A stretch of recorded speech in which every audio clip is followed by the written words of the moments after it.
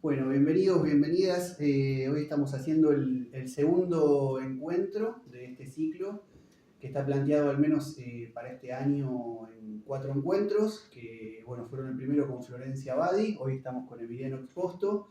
El próximo va a ser el último viernes de octubre con María Pía López y cerramos el último viernes de noviembre con Raúl Cerdeira.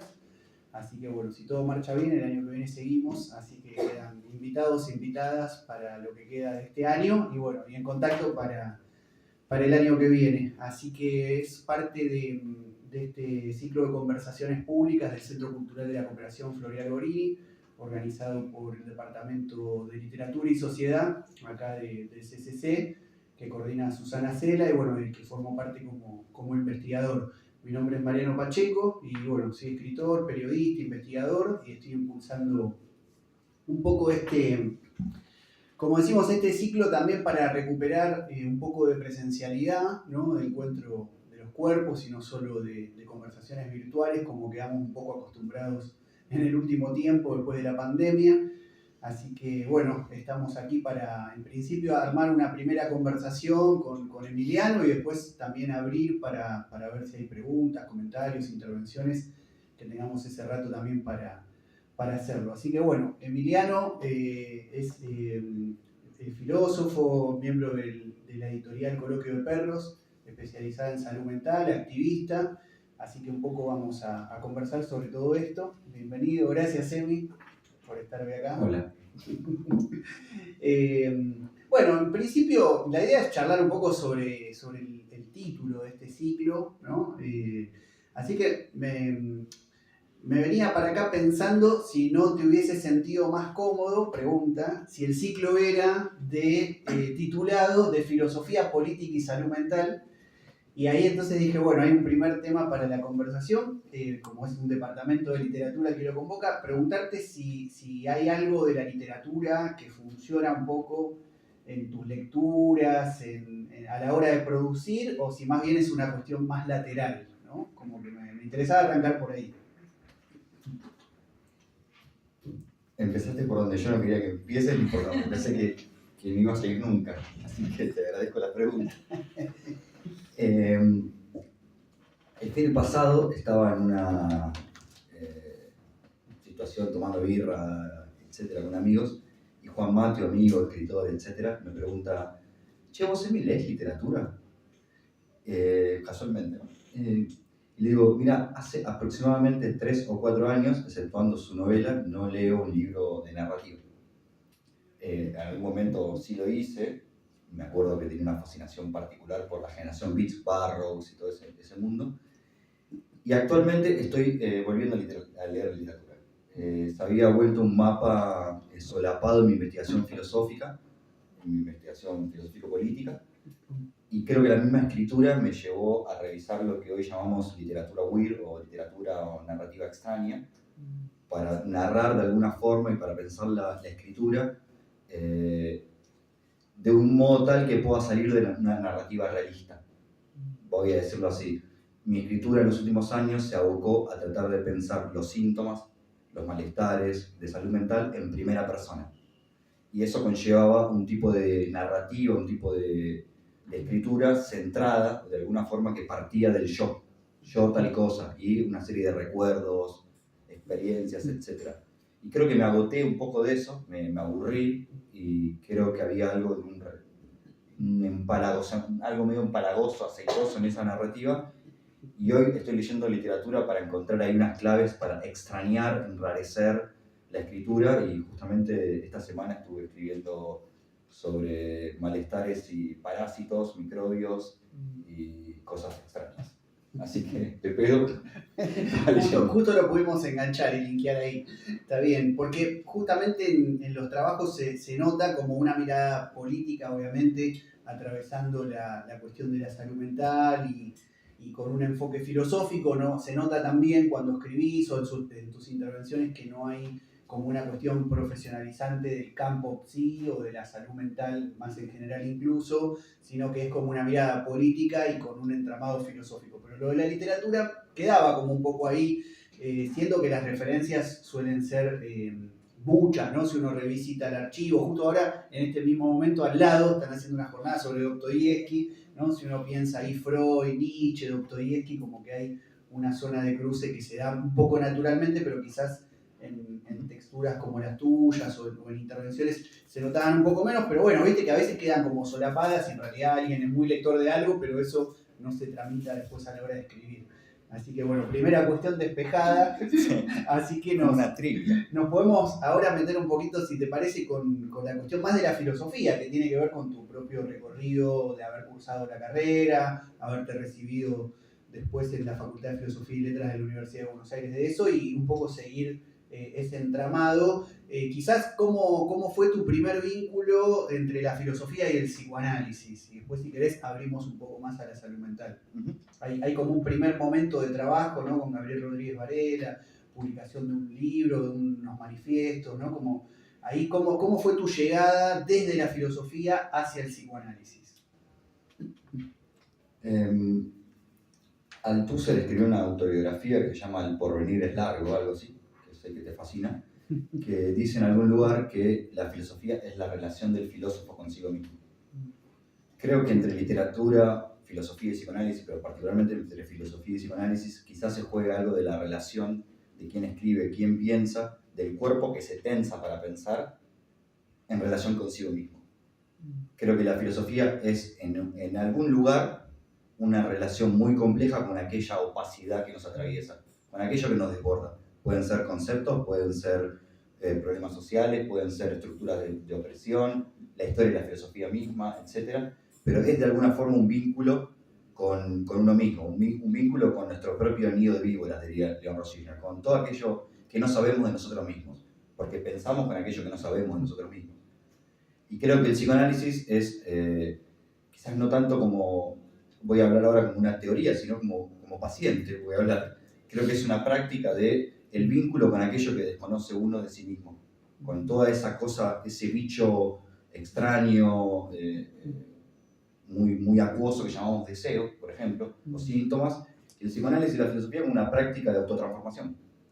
Creo entonces y son prácticas de la palabra, prácticas del lenguaje y prácticas de la ambivalencia que nos constituye como sujetos y cómo somos capaces de transformarnos. O en otros términos, qué es capaz de hacer un cuerpo en el lenguaje, sea en la filosofía o en el psicoanálisis. Y a nivel más teórico, siempre me impresionaron mucho los libros de filosofía que tienen un vínculo de pelea y apropiación con el psicoanálisis. Menciono algunos: Deleuze y Guattari y el Antidipo, Freud y los límites del individualismo burgués de León Rosiner, pero también tuvo una larga tradición de la historia de la filosofía, del marxismo en particular, una tradición del marxismo que algunos llamamos gótico, un marxismo preocupado por lo irracional, por el inconsciente, por los fantasmas, por los espectros, por el deseo, y ahí hay un vínculo ineluctable con el psicoanálisis, que es la teoría más sofisticada que tenemos sobre la densidad constitutiva de nosotros en tantos sujetos.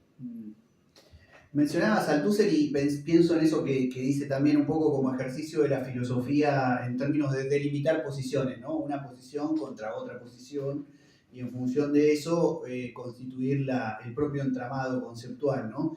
Y en ese sentido, ¿qué cuestiones del psicoanálisis, digamos, pensándolo un poco más, incluso desde la filosofía, ¿no? En el abordaje que has hecho en este tiempo, ¿qué cuestiones hacen sentir una afinidad, ¿no? Es decir, acá no hay tanto combate sino alianza, ¿no? O por lo menos cercanía, y qué cuestiones te hicieron, digamos, tomar distancia o directamente por momentos combatir, ¿no? Determinadas cuestiones, por lo menos de determinado psicoanálisis, y no sé si tenés ganas ahí también podés desplayarte un poquito de cuáles, ¿no? Voy a hacer un chiste, si alguien es psicoanalista no se ofenda con el chiste.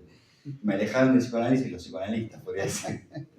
No, uno podría decir que el psicoanálisis como movimiento político institucional tiene sus contradicciones, sus asperezas, sus dogmatismos, sus luchas internas, sus tensiones. Ahí yo preferiría no meterme. Creo que contra eso podemos tener combates y acuerdos disímiles con trayectorias de vida. Pero Sí, particularmente me interesa el psicoanálisis como una filosofía política del inconsciente. Y como una filosofía que asume el punto de vista de aquello que la filosofía no puede dejar sin que se aleje de la vida, que es el punto de vista del síntoma, el punto de vista del malestar.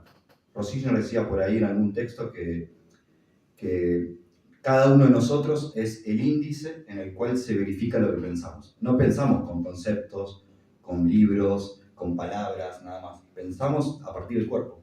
Pensar es rotular un cuerpo, decía Rosicchio, quebrar el cuerpo, tensionarlo de modo tal que lo que piensa es el cuerpo y sus afectos, el cuerpo y sus emociones, sus traumas, sus síntomas, etc. Y si uno piensa que el pensamiento crítico, la filosofía, pero también el activismo, es la asunción de la perspectiva del malestar y del síntoma, el vínculo con el psicoanálisis es más o menos directo y oblicuo a la vez. Después, si el psicoanálisis como práctica está repleto de sus silencios, de sus violencias, de sus paradojas, etc., creo que deberían discutirlo los psicoanalistas. Prefiero no meterme en eso, al menos en este momento. Hay algo también ahí de la relación, bueno, medio histórica, ¿no? Filosofía, psicoanálisis, para dejar por lo menos por un rato la literatura de costado, que sienta más comodidad el invitado del día de hoy. No, digo, desde ciertas posiciones un poco a veces medio desmarcándose, por ejemplo, de parte de Freud respecto de los legados que podía tener de Spinoza o de Nietzsche, ¿no? Y después como cierta posición antifilosófica de Lacan, que marcan como esa distancia y a la vez quizás muchas veces en la filosofía, salvo determinadas corrientes, no siempre están tenido en cuenta el psicoanálisis como un emergente fundamental en el siglo XXI, pero durante todo el siglo XX, ¿no? Entonces, bueno, te quería preguntar como qué pensás, pero también un poco tu propia experiencia, pues si mal no recuerdo, vos sos docente de la Facultad de Ciencias Sociales de la Universidad de Buenos Aires, no de Filosofía y Letras. No.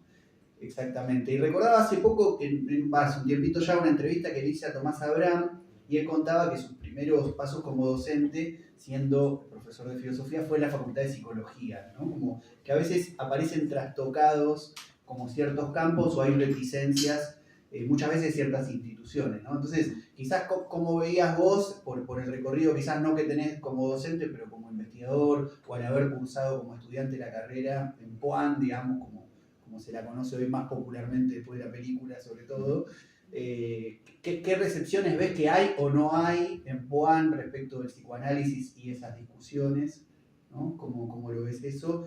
Y viceversa, ¿no? Si estás un poco al tanto en psicología, si hay recepciones respecto de cuestiones más de la filosofía o sigue siendo más reticente, ¿no?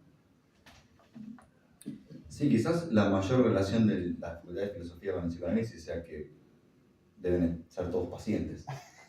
Y ahí hay un vínculo, insisto, que el primer vínculo de algún tipo de veracidad que yo puedo decir con el psicoanálisis es en tanto paciente.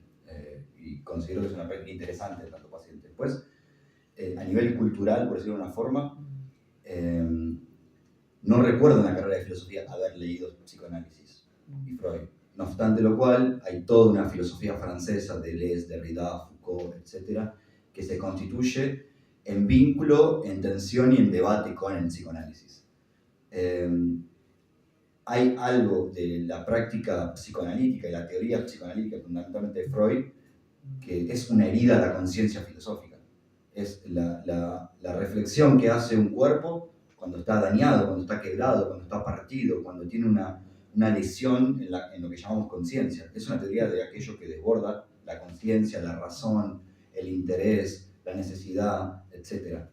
Y si la filosofía es pienso, luego existo, la vinculación con el psicoanálisis va a ser muy complicada. Y creo que la facultad de filosofía es esa tensión y esa histeria con el psicoanálisis es porque es la facultad de los funcionarios de la humanidad, la facultad de la razón.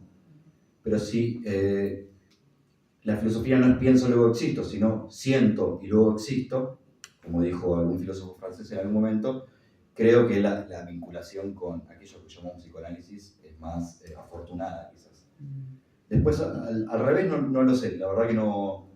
La mayoría de mis amigos son psicólogos, pero creo que no me he percatado de preguntarles si tienen algún vínculo con la filosofía en su carrera. Pero Así como Freud fue el, entre comillas, padre del psicoanálisis y Lacan es algo así como uno de sus continuadores más importantes en el siglo XX, es inescindible la teoría lacaniana de un debate filosófico de época epistemológico en el cual están una cantidad de muchachos y muchachas debatiendo con Lacan. Lacan y Lévi-Strauss, Lacan y Althusser, Lacan y el existencialismo, Lacan, Sartre, Simone de Beauvoir, etc. Entonces la vinculación entre psicoanálisis y filosofía es la de una intimidad común. Y como toda intimidad común, es una intimidad rasposa, áspera, sin conciliación posible. Porque de alguna forma se disputan prácticas, se disputan sentidos de la lengua, se disputan prácticas de transformación. Quizás si viviéramos en la Grecia clásica no existiría el psicoanálisis, existirán los sofistas y los filósofos como curadores a través de la palabra, podríamos decir. Bueno, creo que esa es una larga historia que alguna filósofa francesa alguna vez la hizo para detectar los orígenes, vamos a decirlo así, del psicoanálisis en la práctica conversada griega.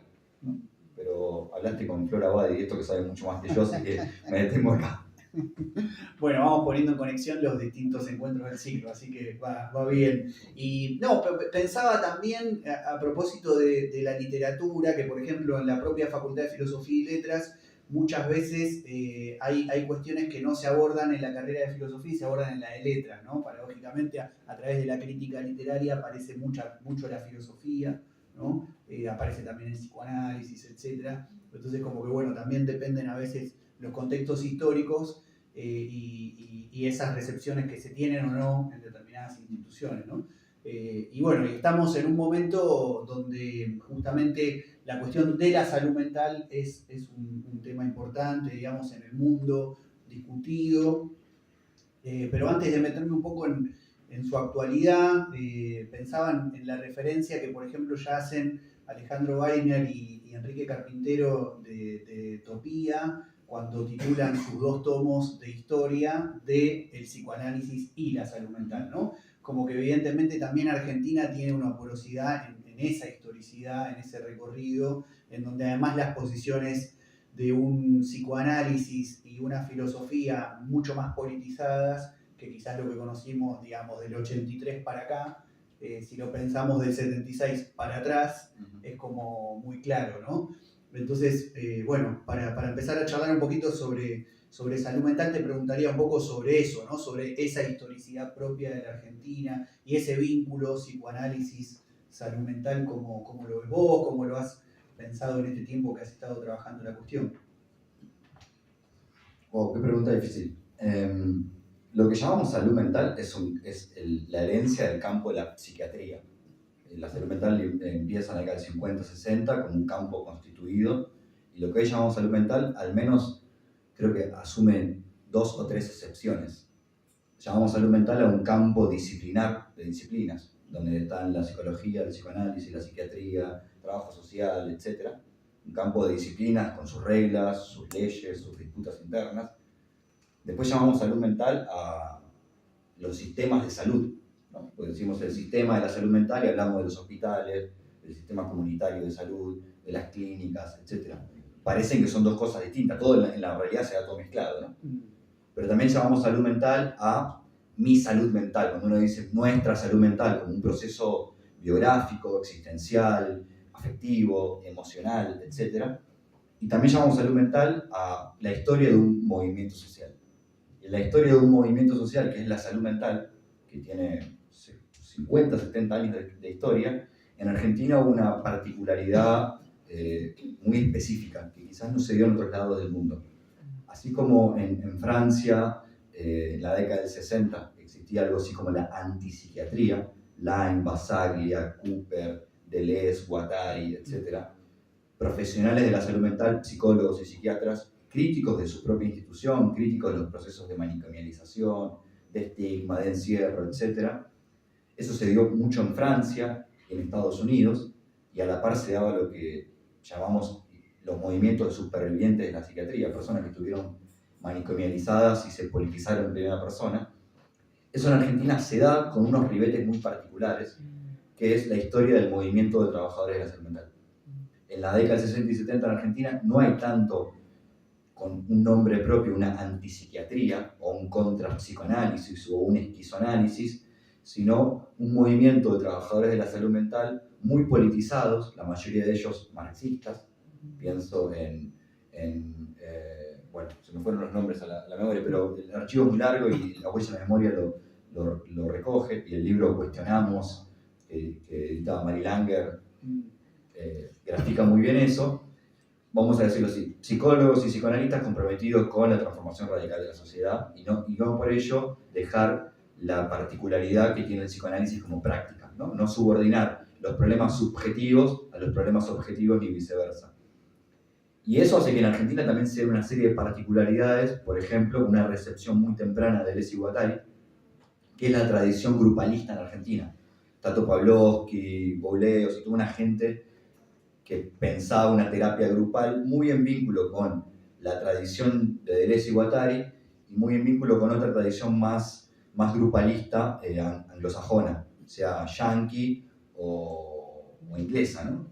Pienso que en Estados Unidos en ese momento se editaba una revista que se llamaba El Terapeuta Radical, que era una revista contracultural muy manija. Entonces, en todo ese circuito en Argentina es una gran recepción y un menjunje hermoso, porque se da la vinculación entre un movimiento obrero muy pujante, unos psicoanalistas marxistas hiperpolitizados, pero que también con mucha originalidad en la recepción, porque no hay un Tato Pavlovsky francés, hay un Tato Pavlovsky argentino, y esa mezcla es muy argentina. Mimi Langer es muy argentina. Y ahí me parece que toda esa vinculación pasó algo en el medio que es la dictadura. Y si hubo no solo una eliminación de ciertas prácticas, una desaparición de ciertos archivos, sino que la dictadura trajo también la privatización del malestar. La inflación de lo terapéutico como un lugar de psicología individual para las masas, especialmente urbanas, es un problema que sucede durante y posteriormente a la dictadura. Por ejemplo, esto lo trabaja muy bien Emiliano Galende en su libro Crítica de la razón psiquiátrica. Todo ese momento que hoy llamaríamos privatización del malestar, medicalización del dolor, donde el malestar propio está desligado de los malestares sociales y sus luchas, eso es un proceso inescindible de la dictadura, y eso trajo también que los vínculos entre psicoanálisis, filosofía, marxismo y transformación social se quiebren, y hoy estamos tratando de rehibanar todo eso, con un psicoanálisis que sigue pensándose a sí mismo como una práctica extraterritorial a la salud mental. No es un sentido común en el campo psicoanalítico de que psicoanálisis y salud mental sean lo mismo. Por eso por lo general aparece psicoanálisis y salud mental. Eso es un problema, insisto, que es un debate de los propios psicoanalistas, el propio campo de la salud mental, que estaría allí para escuchar. No me gustaría decir nada porque no ejerzo esa práctica. Pero hay una larga historia muy compleja en la historia de la salud mental, y la narración que hice, y con eso termino, es una narración desde el punto de vista de los profesionales de la salud mental. Hay otra historia subterránea, que es lo que llamaríamos historia de la salud mental en primera persona, donde los profesionales de salud mental juegan un papel pero no protagonistas. Diste un poco ahí en la tecla de algo que me interesaba meterme para seguir un poco con la charla, que es, a ver qué te parece, ¿no? Una especie de primera hipótesis para tratar de abordar la cuestión. Si uno mira la Argentina del 76 para atrás, pero bueno, entre el 60 y el 76, digamos, para ser más estrictos, aparece esta cuestión de trabajadores, ¿no? Como una cuestión identitaria también más ligada al freudomarxismo, pero más concretamente a proyectos políticos que tratan de pensar cómo construir otro país de otra manera, y en donde la salud mental, ¿no? Juega un rol determinado dentro de ese esquema de pensar un nuevo país, ¿no? Pero sin embargo uno puede pensar que es más profesionalizante, ¿no? Es decir, está más acotada a profesionales que piensan y llevan adelante determinadas prácticas con esa cuestión. Y si uno lo mira del 83 para acá, y quizás incluso del 2003 para acá, en el medio Ley Nacional de Salud Mental, ¿no? Ciclo progresista latinoamericano, etc. Y mucho más después de la pandemia, uno lo que ve es que quizás la salud mental es una cuestión mucho más extendida en el campo social que en los 70, pero quizás un poco más distanciada de proyectos políticos que concretamente estén pensando un país, ¿no? Diferente, y qué rol juega la salud mental en ese país diferente. ¿Te parece que podríamos pensar algo de eso? ¿Cómo lo ves? Sí, me parece una gran pregunta y comparto el diagnóstico.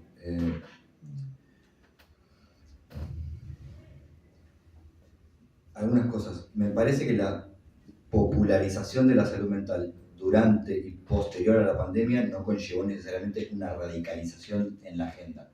Que se hable cada vez más de salud mental no quiere decir que se hable transformativamente y que se hable como un problema político. Se puede hablar de muchas cosas y hablar de muchas cosas no significa que esas cosas se transformen. Entonces, la popularización de la salud mental, por un lado, democratizó la conversación pública en redes sociales, en medios de comunicación, en charlas entre amigos, en instituciones, en el mundo cultural, pero esa democratización es contradictoria porque también tiende a despolitizarla y a ofrecernos unos lenguajes, que yo llamaría lenguajes terapéuticos, donde por lo general las narrativas que escuchamos en salud mental son narrativas liberales, confesionales. Personas que salen del closet de la salud mental, famosos, artistas, deportistas, etc., con una narrativa que mezcla, por un lado, la victimización y la autosuperación heroica, ¿no? Yo soy una víctima y a su vez yo pude salir, yo pude superar este malestar, sin cuestionar las lógicas de opresión, de explotación, de dominación que producen esas dolencias. Entonces hay como, se populariza la salud mental y cuando se lo hace con una lengua que es la que hay que hablar, y esa lengua es una lengua terapéutica, una lengua individualista, una lengua que te ofrece o fármacos o terapias o autoayuda. E insisto en que o sos víctima o sos un héroe. Y esa lengua es muy problemática, me parece.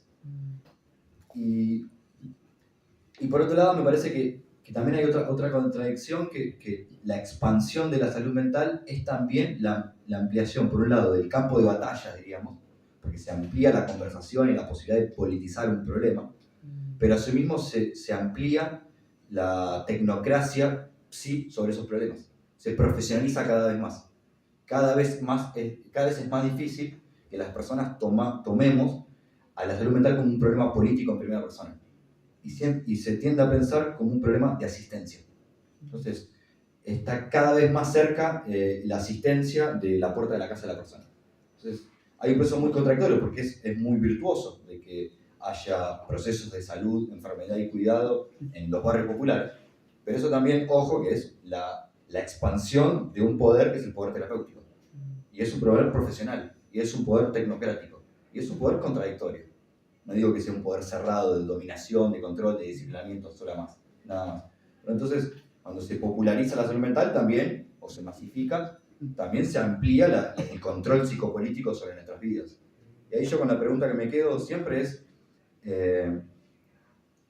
cómo asumir esos problemas como problemas propios, porque me da la impresión de que el imaginario social en torno a la salud mental es un imaginario asistencialista, de cura, de reparación, de sanación de los problemas y no de motorización de procesos de transformación social que son los que producen malestares. Pensaba en esto que planteabas y digo, bueno, así como hubo momentos históricos en donde hubo determinados lenguajes que quizás pasaron más, por ejemplo, por la televisión o por la radio, ¿no? Quizás hoy podríamos pensar en una especie de lengua dominante audiovisual, ¿no? y en mecanismos de autoayuda a partir de los cuales las conexiones autoayuda, redes sociales, formatos audiovisuales es bastante directa, ¿no? No sé si tenés algo pensado al respecto, pero más allá de eso, me interesaba mencionarlo como para pensar contracorrientes a las tendencias dominantes, entre las cuales se encuentra una larga tradición que tiene que ver con las experiencias de las editoriales independientes, de las publicaciones que ponen textos a circular en espacios que van más allá de la librería, las ferias de libros, etcétera, etcétera. Así que bueno, para aprovechar también, este ciclo de conversaciones busca siempre promover la lectura y promover la lectura de las personas invitadas, ¿no? No solo los clásicos, que a partir de filosofía, literatura y psicoanálisis siempre viene bien volver sobre los clásicos, pero también las textualidades más contemporáneas, las textualidades nacionales, latinoamericanas, etc. Así que aprovecho para recomendarles, momento chivo de la conversación, Las máquinas psíquicas, qué hacer con la crisis de la salud mental, publicado por Nido de Vacas Ediciones, libro de Emiliano Exposto, que también es parte de Coloquio de Perros, ¿no? Que es una editorial que viene publicando cuestiones vinculadas a la salud mental y también muy en relación con la filosofía, ¿no? Así que nada, preguntarte un poco cómo estás viendo también el momento libros, editoriales, publicaciones, presentaciones, actividades de ese tipo en la actualidad argentina y qué rol te parece que puede estar jugando hoy Coloquio de Perros en instalar determinadas discusiones o cómo fueron también de algún modo las conversaciones que llevaron a formar esa editorial y armar el catálogo que vienen armando. Si tenés ganas de contar un ratito. Es una pregunta súper difícil. Yo no me siento parte del mundo del libro, voy a decirlo así, y no me siento parte del circuito editorial. Tengo una editorial, no me siento parte de ese circuito. Es muy raro lo que te estoy diciendo. Creo que Coloquio de Perros es una editorial que se dedica a, como decías, salud mental, podríamos decir, porque en el catálogo, en el centro del catálogo está la pregunta de qué significa politizar el malestar, para no decirlo como para no decir salud mental, porque ya nos reenvía un lenguaje que yo más o menos sabemos cuáles son las preguntas y cuáles son los problemas. Y creo que como editorial nos sentimos más parte de una serie de conversaciones culturales, contraculturales y del activismo que se pregunta en torno a la politización del malestar que al mundo editorial, con sus reglas, sus especificidades, sus ferias del libro, etc. Ahora me estás grabando y digo, voy a decir algo que capaz que le molesta a la gente, pero entonces, por lo general nos asistimos a ferias del libro, ese tipo de cosas, no porque no nos gusten, sino porque no consideramos que nuestra batalla esté ahí, por decirlo de una forma. Sin una vinculación más extraña con gente que intenta pensar y organizarse y hacer prácticas experimentales en torno a pensar el malestar como una cuestión política, a pensar el síntoma como un territorio de investigación, a pensar los afectos como el entramado en el cual se generan los dolores más inconfesables y las comunidades que nos salvan. Y nos sentimos más parte de ese circuito, de un circuito que puede mezclar filosofía, psicoanálisis, literatura, activismo queer, disca, crip, personas preocupadas por las temáticas. Entonces, como que el libro, creo que para mí, para Coloquio de Perros, es menos la posibilidad de participar de un circuito editorial que una herramienta política. Una herramienta política donde las conversaciones quizás están menos en el mundo editorial y sus reglas, el mundo editorial y sus modas, el mundo editorial y sus bellezas y sus contradicciones, que en un campo de discusiones y contraculturales y activistas donde, podríamos decirlo así, donde nos calentamos más. Sí, lo pensaba más que como instituciones en términos de lo que implican las bibliotecas para los procesos contraculturales, ¿no? Como, bueno, esta idea de que también cada revolución tiene de algún modo una cierta biblioteca atrás, ¿no? Si uno la piensa a lo largo de la historia, va apareciendo, ¿no? Como ese entramado entre determinadas lecturas y determinados tipos de formas de hacer política. Y que remiten también a un poco lo que charlábamos hace un ratito, me gustaría retomarlo para seguir indagando justamente a partir de esto que decís, que es la cuestión de la politización que se puede generar desde ciertas prácticas, ya no tanto conceptualizaciones, etcétera, de la salud mental en sentido amplio, ¿no? O de esta situación del malestar, para no ser reiterativos con la política de la politización del malestar,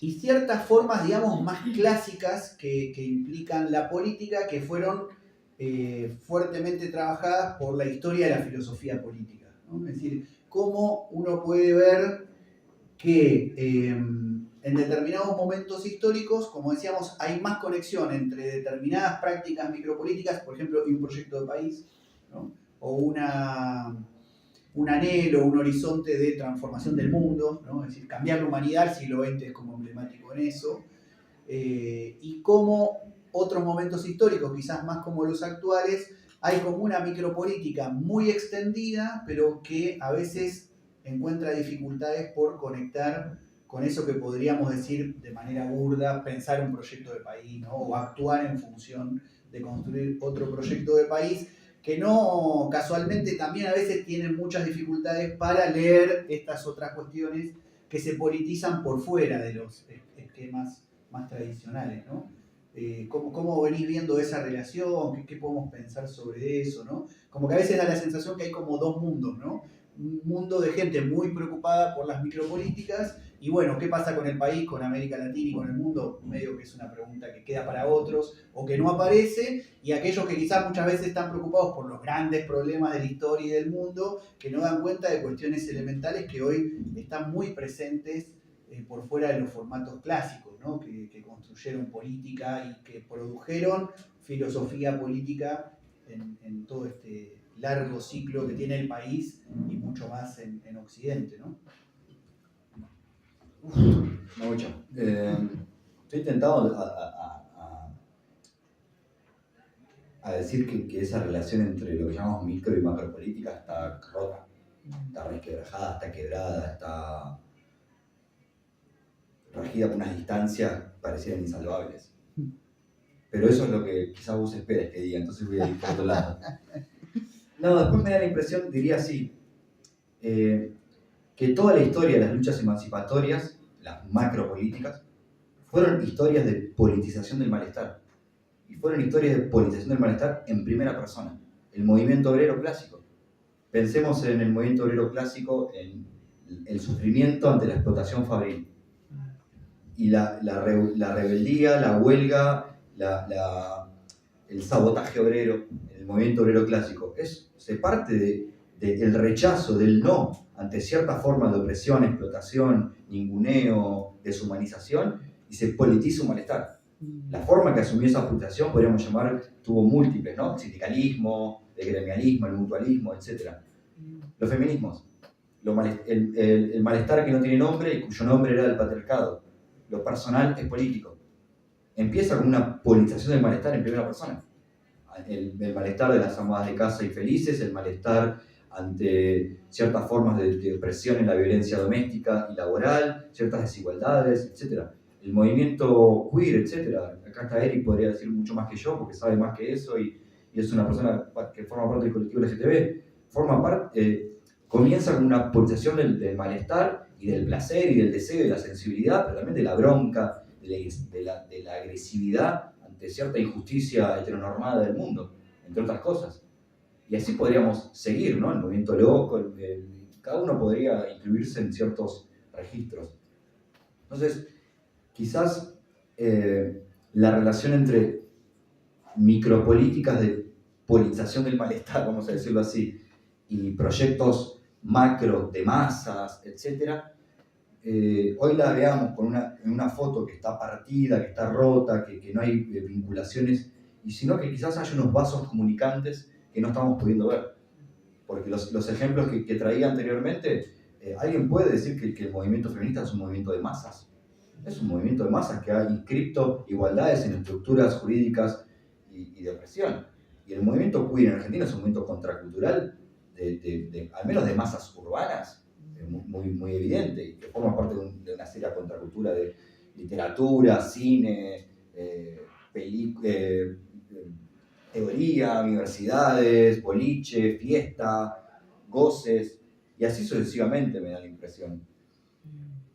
Y después me quedan a pensar si algo de esa hipótesis tiene sentido, es qué significa politizar el malestar en esta clave cuando son las ultraderechas aquellas que están sintonizando con el malestar, que están sintonizando con la rabia, con la desesperación, con la humillación, etc. Y quizás ahí yo vengo pensando en dos desplazamientos. Menos la pregunta por qué significa politizar un malestar, sino la pregunta por qué lugar cumple el malestar en nuestras prácticas de politización. ¿Qué lugar cumple el malestar en nuestras prácticas? Porque politizar el malestar es una consigna bella y un tránsito muy difícil. Pero ¿qué lugar cumple el malestar en nuestras prácticas? Porque muchas veces pensamos el malestar como aquello que motoriza la rebeldía, como la chispa anímica que nos hace que nos agrupemos, que salgamos a la calle, que pensemos contra la opresión. El malestar como una energía, como una fuerza, como una potencia. Pero muchas veces el malestar, aunque cuesta asumirlo, rompe los grupos, nos aísla, empioja las situaciones, te resquebraja. Es una energía muy impura, que está llena de vacuolas, de porosidad. Entonces ahí hay un movimiento, me parece, para producir a nivel teórico, pero también práctico. Preguntarnos sinceramente si la forma de politización que tenemos no es el problema que genera malestar. se sigue, ¿no? Pasar de la politización del malestar al malestar de la politización. Pues nos politizamos de una forma que produce más malestar que aquel que queremos abordar. Y ahí me parece que son problemas de la política. Esos son problemas que son problemas de lo que llamamos macropolítica.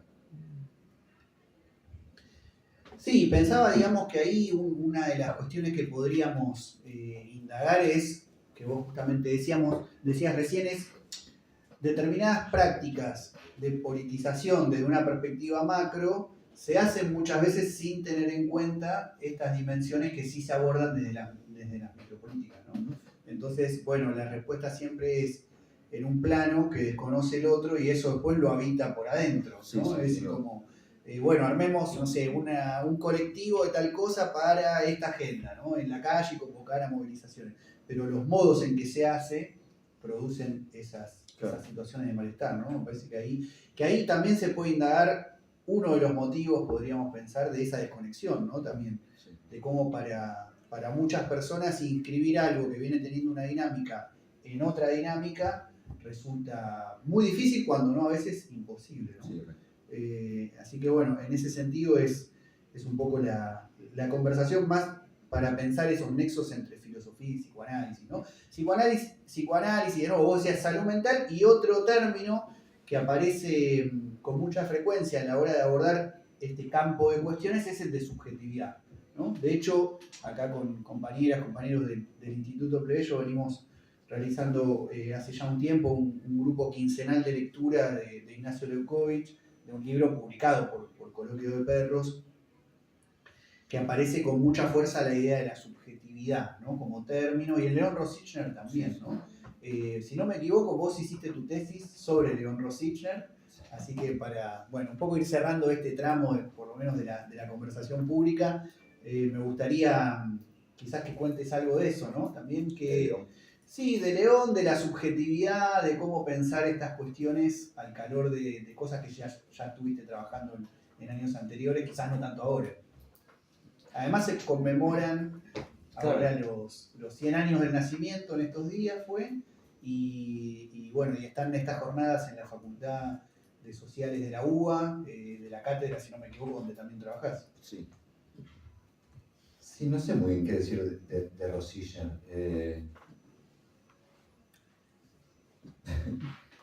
Primero va a ser un chiste verdadero. A Rosichner le debo ya 7 años de trabajo en el estado del CONICET, así que gracias León Rosichner por usted. Tengo una beca del CONICET, he podido hacer mi doctorado, mi postdoctorado. Le agradezco porque puedo pagar el alquiler. Más que eso no se puede pedir a un autor. Así que ese ya es un gran halago para Rosichner, al menos para mí. Después no sé si puedo decir algo de León, es un autor que me acompaña. Cada vez leo menos, cada vez me queda más incómodo, cada vez me queda más lejano, pero a su vez hay 2 o 3 verdades que si yo puedo pensar algo, lo poco que puedo pensar es porque se lo robé a Rosichner. 2 o 3 verdades. Y la fundamental es que Rosichner es el autor que nos dice que piensa el cuerpo. Que nos dice 2 cosas, que cuando el pueblo no se mueve, la filosofía no piensa. O sea, cuando no hay una serie de prácticas culturales, micropolíticas, macropolíticas, etcétera, callejeras, culturales, etcétera, nos cuesta mucho pensar, más allá de lo dado, contra lo dado. Y eso me interesa, pero me interesa particularmente que es un autor que se pregunta qué puede un cuerpo en el lenguaje y en el pensamiento. Y ese cuerpo es un cuerpo herido, roto, lleno de fantasías, de síntomas, etcétera. Y yo le debo a Rosichner que es el primer autor que me hizo preguntarme si yo tenía un cuerpo para pensar. Porque poner el cuerpo en el pensamiento es la práctica más difícil que uno puede hacer cuando piensa. Y parecería la más fácil, porque uno mueve las manos o escribe. Parecería que el cuerpo está puesto. No está dado. Hay una serie de mediaciones y esas mediaciones implican un desgarro. Una vinculación con la propia historia que no está buena. O sea, implica atravesar traumas, dolores, llantos, etc.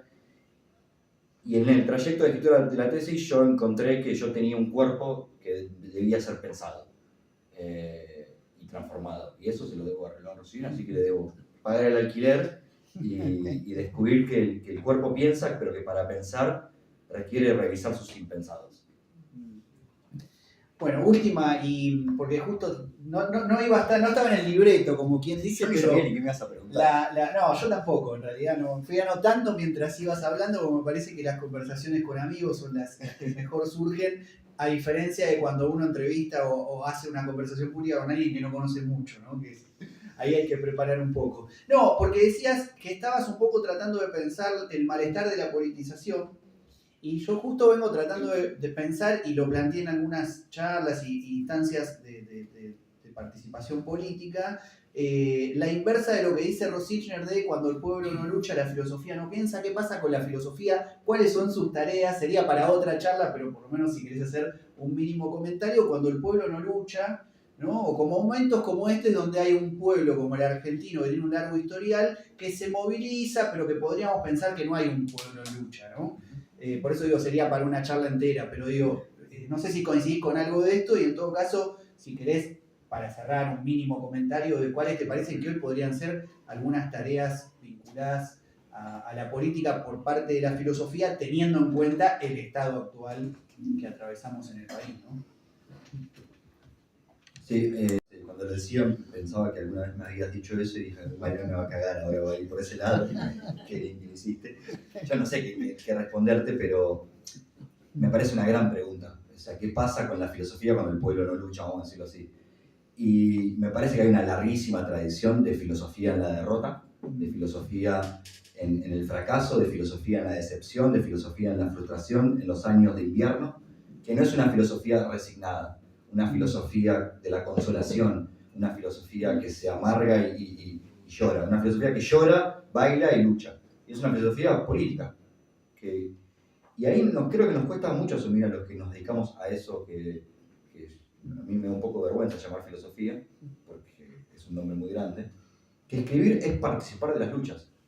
Que escribir es una práctica performática que participa de las luchas y que muchas veces tiene un carácter de lo que Fischer llamaba una hiperstición, que muchas veces produce los efectos, produce en los cuerpos aquellos efectos que piensan el concepto. Y eso es una magia.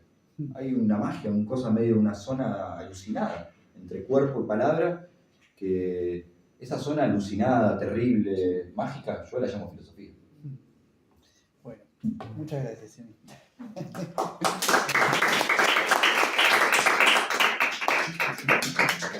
Me hiciste una gran pregunta.